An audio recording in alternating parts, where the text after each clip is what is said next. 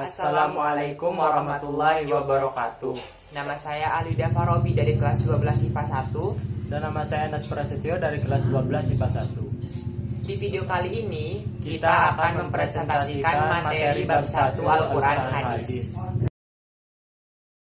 Bismillahirrahmanirrahim.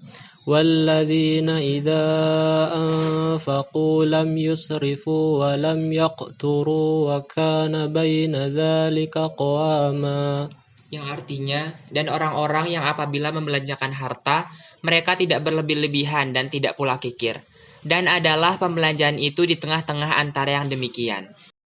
Ayat ini mengandung makna bagaimana sikap dalam membelanjakan harta. Sikap itu adalah tidak terlalu berlebihan dan juga tidak kikir.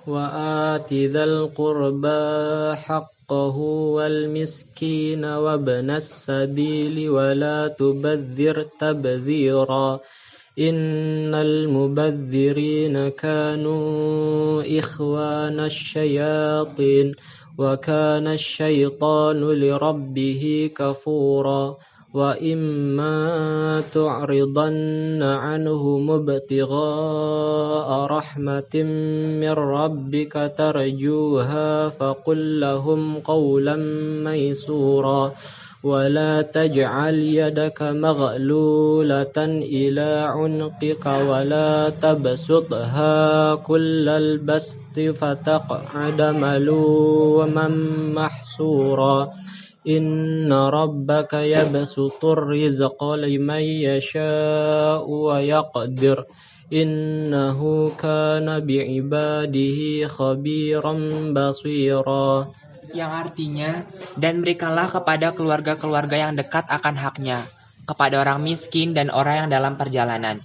Dan janganlah kamu menghambur-hamburkan hartamu secara boros.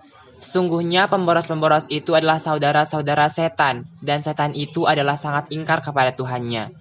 Jika kamu berpaling dari mereka untuk memperoleh rahmat dari Tuhanmu yang kamu harapkan, maka katakanlah kepada mereka ucapan yang pantas. Dan janganlah kamu jadikan tanganmu terbelenggu pada lehermu, dan janganlah kamu terlalu mengulurkannya, karena itu kamu menjadi tercela dan menyesal.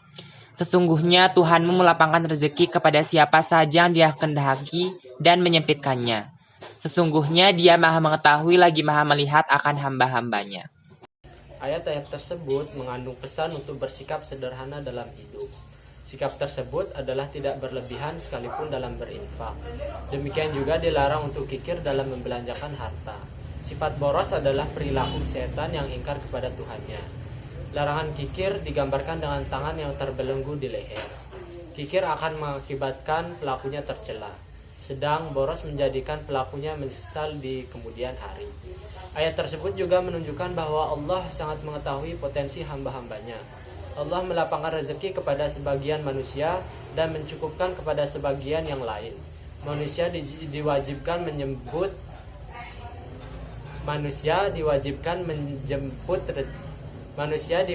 menjemput rezeki yang telah dipersiapkan Allah baginya. Bismillahirrahmanirrahim. فخرج على قومه في زينته قال الذين يريدون الحياة الدنيا يا ليت لنا مثل ما أوتي قارون إنه لذو حظ عظيم وقال الذين أوتوا العلم ويلكم ثواب الله خير لمن آمن وعمل صالحا ولا يلقاها إلا الصابرون فخسفنا به وبداره الأرض فما كان له من فئة ينصرونه من دون الله وما كان من المنتصرين وأصبح الذين تمنوا مكانه بالأمس يقولون ويكأن الله يبسط الرزق لمن يشاء من عباده ويقدر لولا أمن الله علينا لخسف بنا وَيْكَأَنَّهُ لَا يُفْلِحُ الْكَافِرُونَ. Artinya, maka keluarlah Qarun kepada kaumnya dalam kemegahannya. Berkatalah orang-orang yang menghendaki kehidupan dunia, moga-moga kiranya kita mempunyai seperti apa yang telah diberikan kepada Qarun. Sesungguhnya ia benar-benar mempunyai keberuntungan yang besar. Berkatalah orang-orang yang dianugerahi ilmu, kecelakaan yang besarlah bagimu. Pahala Allah adalah lebih baik bagi orang-orang yang beriman dan beramal soleh, dan tidak diperoleh pahala itu kecuali orang-orang yang sabar. Maka kami benamkanlah Qarun beserta rumahnya ke dalam bumi. Maka tidak ada baginya suatu golongan pun yang menolongnya terhadap azab Allah. Dan tiadalah ia termasuk orang-orang yang dapat membela dirinya. Dan jadilah orang-orang yang kemarin mencita-citakan kedudukan Qarun itu berkata, aduhai, benarlah Allah melapangkan rezeki bagi siapa yang dia kehendaki dari hamba-hambanya dan menyempitkannya. Kalau Allah tidak melimpahkan karunia-Nya atas kita, benar-benar Dia telah membenamkan kita pula. Aduhai, benarlah tidak beruntung orang-orang yang mengingkari nikmat Allah. Ayat ini menyampaikan tentang kisah Qarun untuk diambil pelajaran. Qarun dengan segala kemegahannya memukau sebagian manusia. Saat melihat kebesaran Qarun, sebagian manusia berangan-angan memiliki keberuntungan laksana Qarun. Mereka inilah orang-orang yang terpedaya dengan kemewahan dunia. Tetapi ada sebagian manusia yang masih kuat imannya. Mereka sama sekali tidak tergoda oleh kemegahan yang dimiliki Qarun. Bagi mereka, pahala dan ridha Allah sudah lebih dari segala-galanya. Mereka bersabar atas segala yang diberikan Allah kepada mereka. Pada saat Allah menenggelamkan Qarun beserta semua hartanya, dan tidak ada orang yang menolongnya, maka sebagian manusia menjadi tersadar akan kebesaran Allah Subhanahu wa Ta'ala, bahwa Allah lah yang memberi rezeki. Manusia tidak diperbolehkan untuk sombong karena harta hanya titipan sang pemilik, yaitu Allah Subhanahu wa Ta'ala. Kapan saja dia berkehendak untuk mengambil, maka tidak ada satupun orang yang bisa menghalanginya.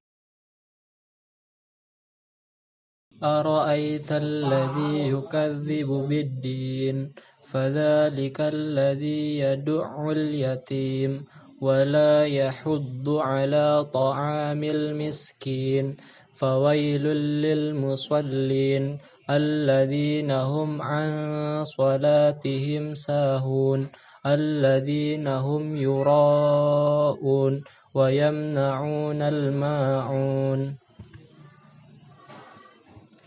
Yang artinya, tahukah kamu orang yang mendustakan agama? Maka itulah orang yang menghadik anak yatim dan tidak menganjurkan memberi makan orang miskin. Maka celakalah orang-orang yang sholat, yaitu orang yang lalai terhadap sholatnya, orang-orang yang berbuat ria dan enggan menolong dengan barang yang berguna. Kandungan surat Al-Ma'un. Selain sebagai peringatan untuk berbuat baik kepada anak yatim, surat ini juga diturunkan untuk mengingatkan manusia yang memiliki harta melimpah, namun seringkali lupa untuk memedulikan orang sekitar, seperti tidak membayar zakat atau membantu fakir miskin. Surat Al-Ma'un juga ditujukan bagi orang yang munafik. Orang munafik di sini adalah mereka yang selalu pamer perihal ibadah kepada mukmin lainnya. Hal ini yang kemudian disebut riya. Karena saat tak berada di sekeliling orang mukmin lainnya, maka orang ini akan memilih untuk meninggalkan sholat tanpa alasan. An Abdillah ibn Amrin, anna Rasulullah sallallahu alaihi wasallam marra bi Sa'din wa huwa yatawadda, faqala, ma hadha saraf?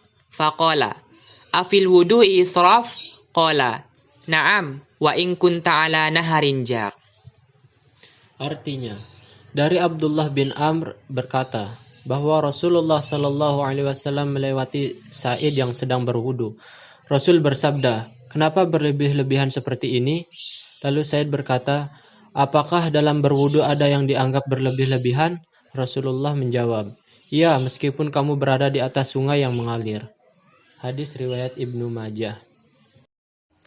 Penjelasan hadis pertama yaitu bahwa hadis ini menunjukkan keharusan menghindari sikap boros. Dalam hadis tersebut dimisalkan dalam wudhu.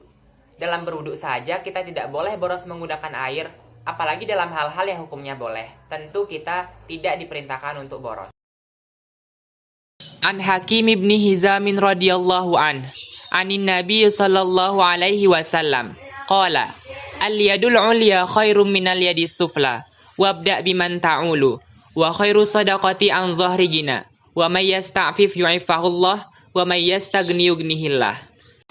Artinya, dari Hakim bin Hizam radhiyallahu an, dari Nabi Muhammad sallallahu alaihi wasallam, beliau bersabda, tangan yang di atas lebih baik dari tangan yang di bawah.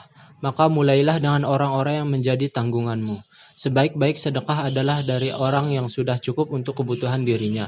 Maka siapa yang berusaha menjaga dirinya, Allah akan menjaganya, dan siapa yang merasa cukup untuk dirinya, maka Allah akan mencukupkannya. Hadis riwayat Bukhari. Hadis kedua. Hadis ini berisi penjelasan untuk perintah menyantuni orang-orang yang tidak seberuntung kita. Perumpamaan yang dipakai adalah tangan di atas lebih baik daripada tangan yang di bawah. Maksudnya, orang yang memberi lebih baik daripada orang yang meminta. Begitulah Allah membuat manusia untuk saling memberi kebaikan kepada orang lain. Sekian dari kami. Wassalamualaikum warahmatullahi wabarakatuh.